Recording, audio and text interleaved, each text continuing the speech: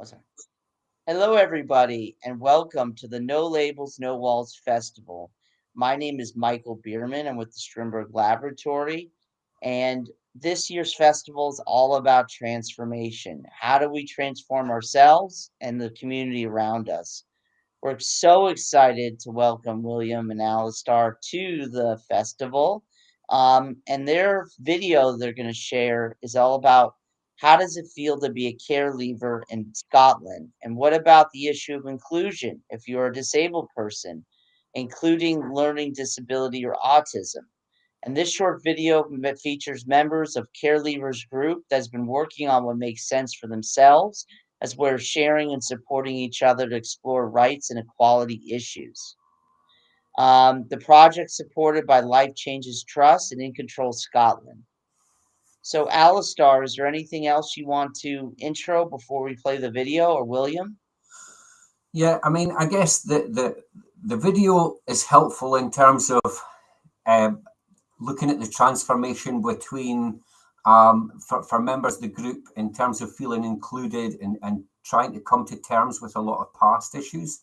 And then I guess what we are looking at discussing for some of the rest of the session is the kind of what came out of that, which was the Grow Bigger Lives movement, which was about reducing social anxiety and how we can keep connected. So it'd be good to watch the video and then get into some of that.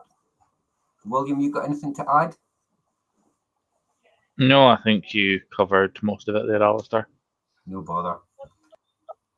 All right.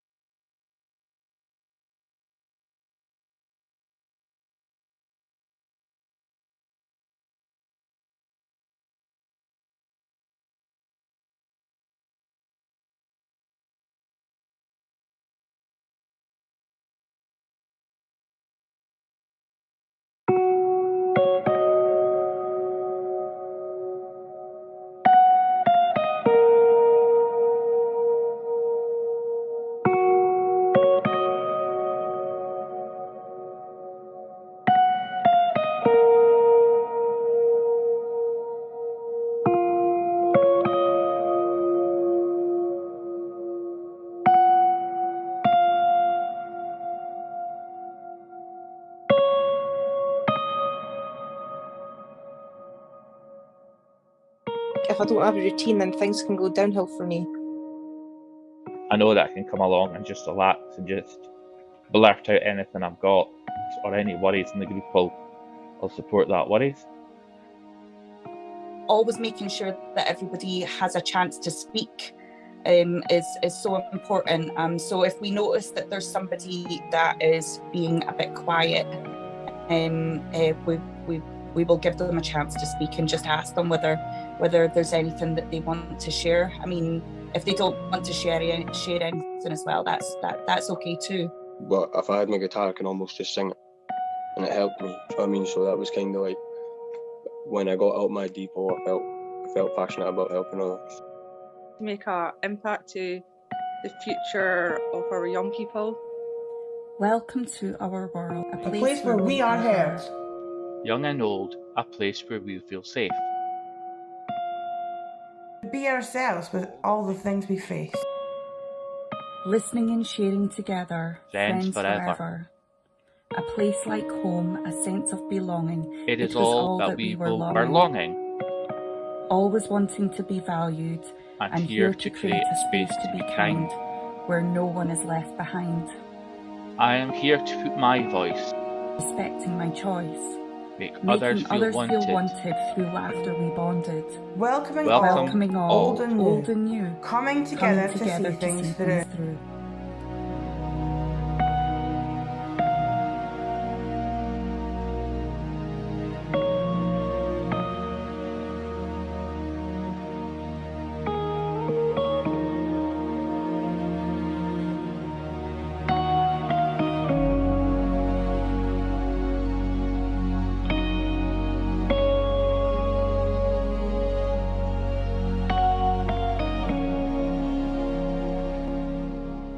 Don't get me wrong, some days are stressful than others.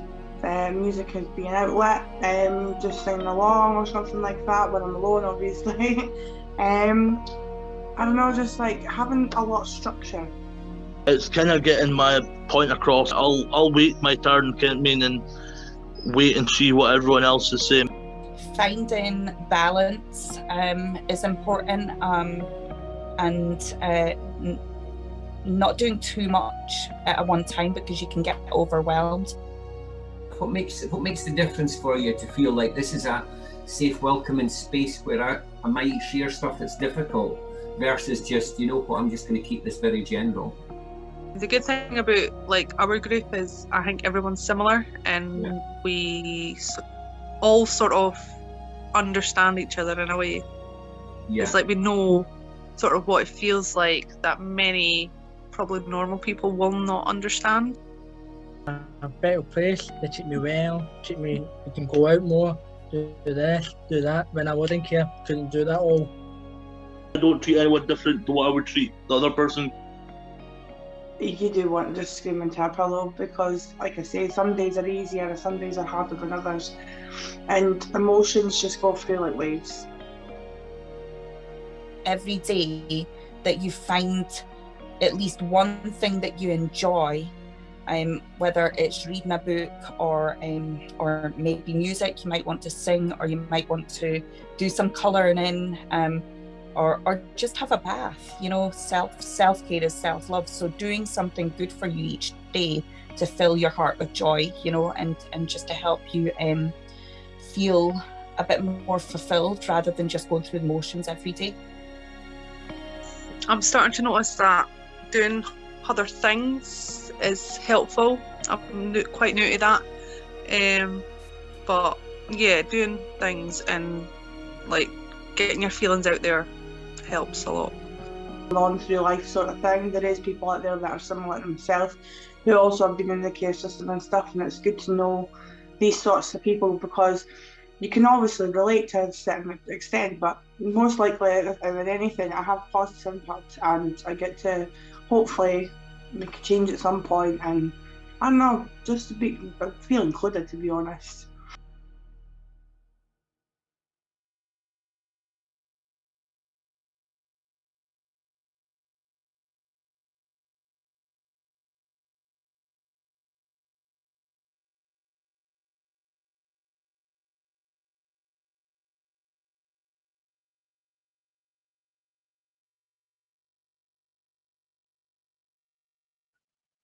Great. Wow, that was really great. It's really inspiring. Let me take everybody off mute. William. Thank you all so much for sharing that. Really, really, really cool work. I guess our first question is to both of you is, you know, the theme of the festival is transformation. So how did that like what was your intention for, like, you know, transforming others, and also how did you transform yourselves doing it? And then I guess the subsequent question is what's the next like evolution from that, you know, from that from that group?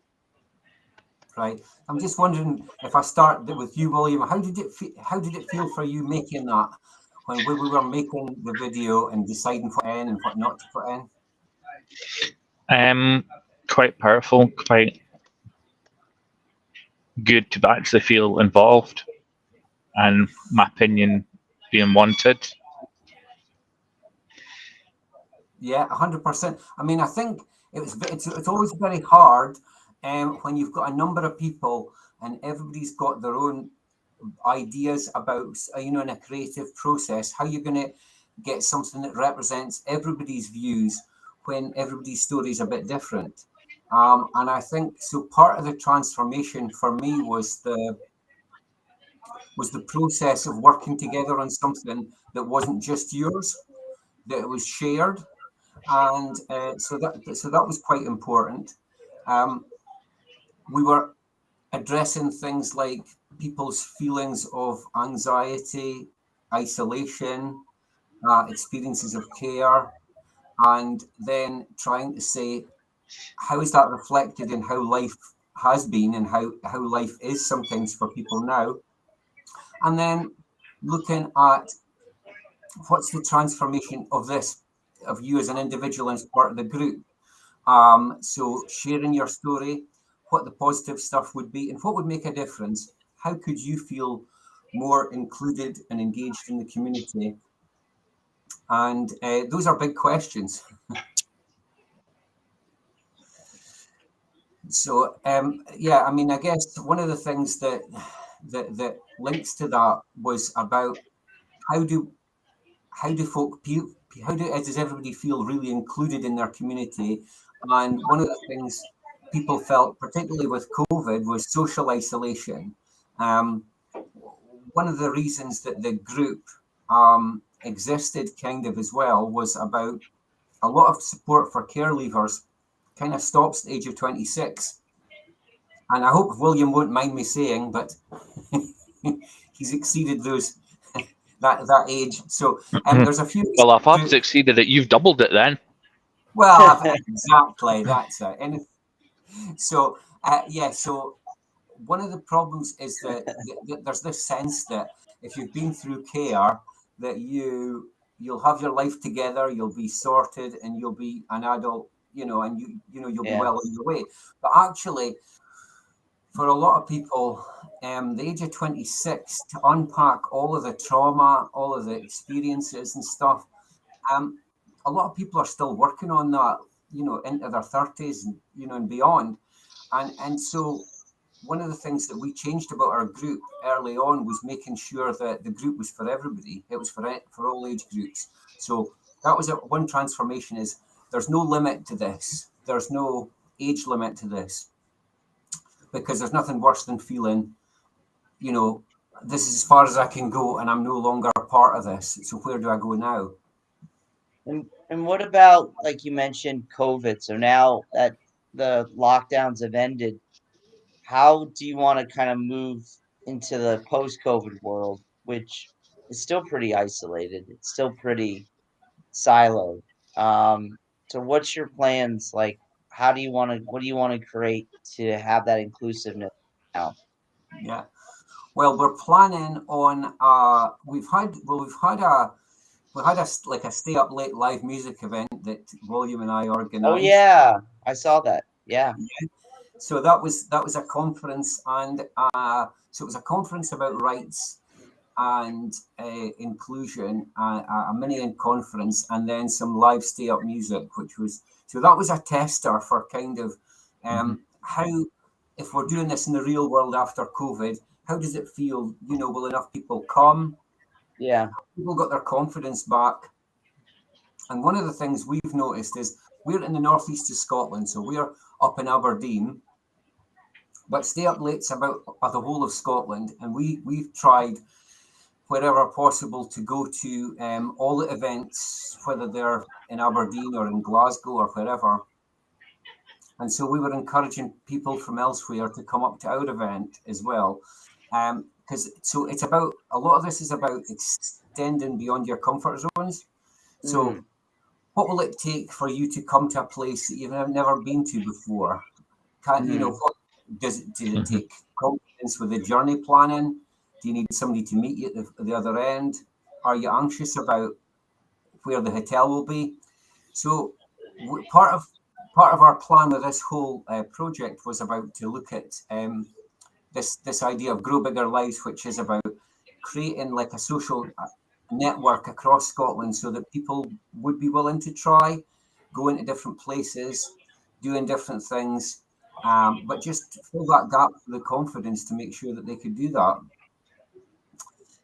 Just in terms of practical things, what we're doing is we're actually organising mental health first aid training for some of the members, and we're going to be doing that in person at the end of the month in Aberdeen. So again, some members are coming from further away, from like Edinburgh, Dundee, Huntly, as well as Aberdeen and that. So that's again people stretching their boundaries, and then the idea is that being part of that and doing that training will help people be more aware of other people's mental health, as we're helping them to try and change their boundaries.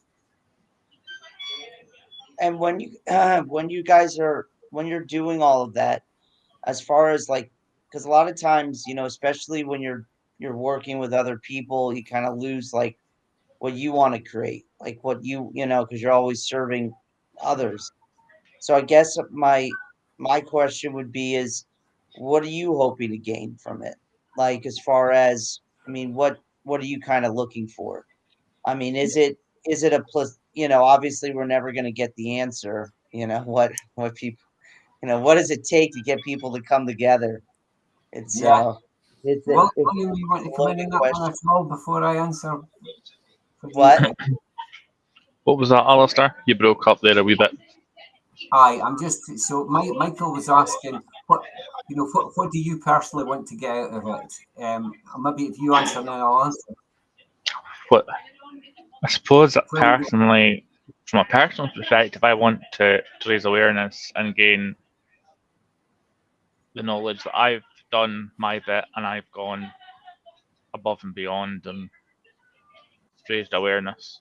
What about yourself, Alistair? What are you thinking? yeah, so for me, I always, I think because I've been involved in sort of health and social care for such a long time, when I meet somebody who I haven't met for ages, who I've known from the past, I always like to hear people's stories. I like to hear, what have you been up to? I think one of the most frustrating things is when all we talk about is the stuff we used to do when we were together, when I was part of supporting them. And I want people to have their own stories. I want people to be bursting when they come to see me. Oh, you're not going to believe what's changed for me now. I'm doing this, I'm doing that. I mean, William, for example, you see, he's been very shy. I gave him the opportunity to mention some of the stuff, but like Williams keeps pushing forward in terms of what he's engaged with. He's an elder, he's been an elder with his church. He's the chairperson of a learning disability group. He's recently been identified as being a leader. He's done a little video on leadership. So he's now got his own budget, and he's managing that and managing his own staff team. So what I want, I guess, for myself is that I can see everybody growing and more confident, so that I don't have to manage all that stuff from the background, because going forward, all of the stuff we're doing is about peer support. So I want it to be that more of the things that part of the group, can step in for one another and say, hey, what help you need, and not wait for the organisers of the group to have to do it all. Because that's what I get excited about is when folk have really exciting stuff to talk about. I don't want life to just be about existing. It needs to be about living the real milestone stuff. This is what I've managed. If somebody doesn't have something exciting to talk about, then we're not doing well enough. That's kind of probably my end goal, I guess. That's great. Marcus, do you have any questions? Yes, my name is Markus Vähälä from No Labels, No Walls and Citizen Network, and I'm isolated in a big football hall. And just a moment ago, here was 100 people joining together, playing walking football, invented in Scotland, I assume. And these kind of social sports bring people together, and there was a lot of laughter, a lot of passion in this action. And what I really liked your video, and how it spoke to me, it was about feelings. Sort of like you were asking people about feelings. And I think that's very powerful to give that message to all sorts of people, and to share how these a little bit difficult phenomena like inclusion, how do they feel? I think you're onto something. It's an innovation in my opinion. So gathering people and pushing this idea of having this kind of feeling related discussions, I think it's powerful in a moment where people are talking about money, about management, about organizations, and about processes. But like you said, that we are here to actually to live, not just to exist. It's I think the meaning in life is somehow related to this connection that comes through sharing feelings. Yeah, no, thanks, Marcus. I think that's absolutely right.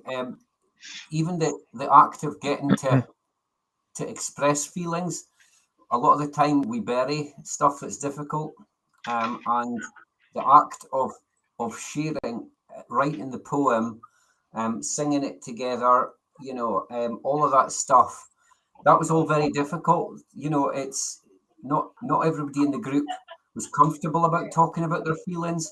A lot of the coping mechanisms had been about burying stuff deep down and not having it dealt with. And so you have to kind of move beyond that to then celebrate the fact that, yes, people have survived this and we are more than the experiences that have been difficult for us. And then move on to kind of, so what does good look like? How can we live differently? And some of this is about us expanding beyond our comfort zones, and finding new things that we're willing to try. And some of that will work and some of it won't work. And for some group members, the anxiety about what if I try it and it goes wrong is almost too much to bear, because the idea of things going wrong and then the sense that is seen as a failure rather than just as a natural part of life is hugely important. And so I guess that we have to get the confidence levels right for absolutely everybody, and that's about going at everybody's own pace. For some of the group who are autistic, it's really important that we have structure, that we have people, that we don't throw in surprises, we don't just jump in one direction and then jump in another.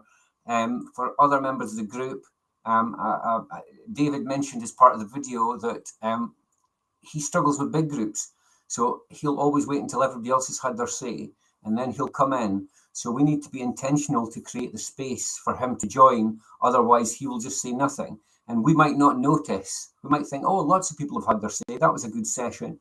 But unless we really notice that David hasn't had his say, and create that space, then that doesn't happen.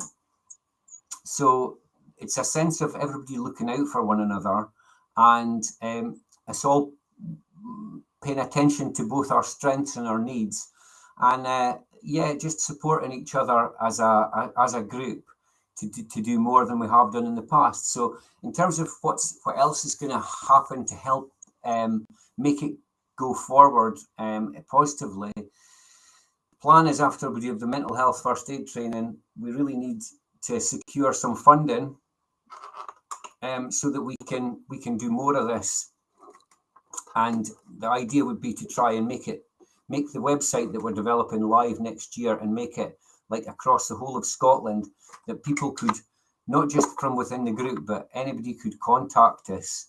And we are going to have, like, the plan is to have little videos about safe, interesting places that you can visit, and then travel buddies that you can meet you at the other end, so that if you're going to a place you don't know, somebody can meet you at the other end and say, hey, this is where we're going. And so you don't have that anxiety about, can I try this? What if I don't have enough support? All of those questions. So it's not just about being superficial, it's about really taking that step with you, and saying, what will it take for you to feel comfortable to try something different?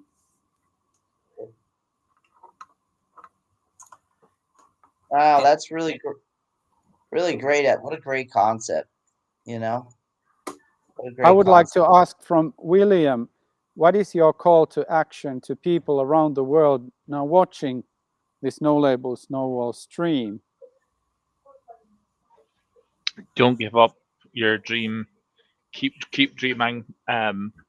Dream big, because anything's possible. Thank you, And William. and William, your back screen is amazing. I was like, hey, Williams who moved up in the world, and then where'd where'd you get that? That's great. It's just one of the ones from the Streamguard Oh, it's fantastic. I was like, hey backgrounds. man, are you living in California now? Windows are open. I wish I'm still living in a wet, windy, cold Scotland. That's funny. Yeah, we can adapt our reality in some ways, can't we? We can That's all have right. We can't. That's right. You just can't see the pile of ironing behind me, and Alistair, you mentioned the website that you are opening and this idea of travel buddies. Is that something that could work in other countries as well? 100%. Yeah, I mean, we're trying to do it in Scotland, but we would love to share and talk about it with other countries because I think it's a very easily replicated idea, and the idea is it's the idea that we would have people on the end of a phone to help if you're anxious and if your plans were going wrong, that you would have a website listed with lots of safe and cheap places to go around the country that people could upload themselves from their phones, so it becomes like a kind of database, so that people think, oh, I haven't tried that, but I might be anxious. So you can say, oh well, here's the place where I would get help if I felt a bit anxious. Here's where the toilets are, those type of things. Here's where I get the bus to get there, and like I say, the opportunity to with a bit of peer support, to have people who could either make a journey with somebody or meet them at the other end. So absolutely, I think this is all something that could be replicated any place around the world. So if somebody wants to contact us and have a discussion about how far we've got, and they wanted to to share our thinking so far, we would be very happy to talk to them, because it'd be great to see this happening elsewhere in the world. I know that there are some projects like things like Gig Buddies, where that's gone from the UK to all the way to Australia. Where you can get a friend to go to a concert with you. And I guess that what we are looking at here is a bit of that, something like that, but just in a wider, there's no specifics around it. It can be anything to improve your social circle. That's great. Any other questions that you've got? I'm not sure if there's anything else that I want to. Just keep on, man. Sounds great. It really does. It sounds exciting. And it'd be interesting to see too the documentation of the process. So if you guys have videos like meetings and you want to film yourselves and upload it, it would be, I think, really really interesting to see how was it made, so yeah, just encourage just to upload and share the process if you can. Perfect. We'll do that. We'll look at that as well. Well, yeah. Thanks for having us. That's been great. And I watched the walking football one just before this, so that was good as well. All so right. So more stuff to come. More stuff to come. Well, thanks so much for everybody for coming. William, always great to see you as always, my friend. And Alistair, thanks so much for everything. Marcus, thanks so much. And we'll be back in about a few hours for the next one. Thanks so much, everybody. Cheers. Bye-bye. Bye-bye. Thank you.